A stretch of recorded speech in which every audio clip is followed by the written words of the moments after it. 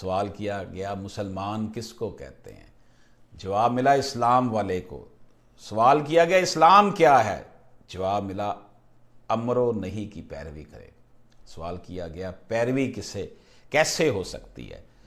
جواب دیا گیا سچے دل سے فرمان الہی پر عمل کرے۔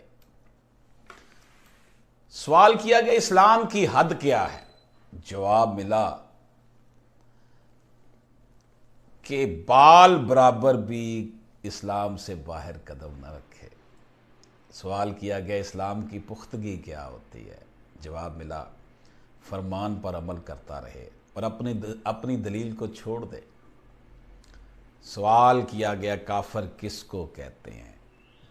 جواب ملا جو راستے سے گم ہو۔ سوال کیا گیا کس راستے سے گم ہو؟ جواب ملا رائے راست سے گم ہو۔ سوال کیا گیا منافق کسے کہتے ہیں؟ جواب ملا جس کا ظاہر ہو اور دوسروں کی قیل و قول سے کچھ غرض نہ رکھتا ہو، یعنی کہ پریزنٹ اپنے آپ کو وہ بڑا اللہ کا ولی کرے اور عادتیں اس کی جو ہے نا وہ بالکل اس کے الٹ ہوں، لوگوں کو وہ نصیحتیں کریں اور خود اس کے اوپر وہ عمل نہ کرے۔ سوال کیا گیا ابدی دولت کیا ہے؟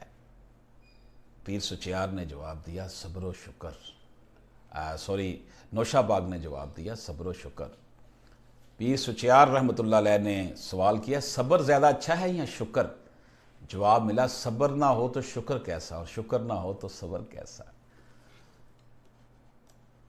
سوال کیا گیا مسافر اور مقیم میں کیا فرق ہے؟ جواب ملا اصل چیز نیکی ہے، اگر مقیم نیک ہو تو مسافر کو بھی نیکی کا حصہ ملے گا، اور اگر مسافر نیک ہو تو جہاں جائے گا نیکی کی تعلیم دے گا اور لوگوں کو فائدہ پہنچے گا، نیکی کے سوا دونوں کچھ نہیں۔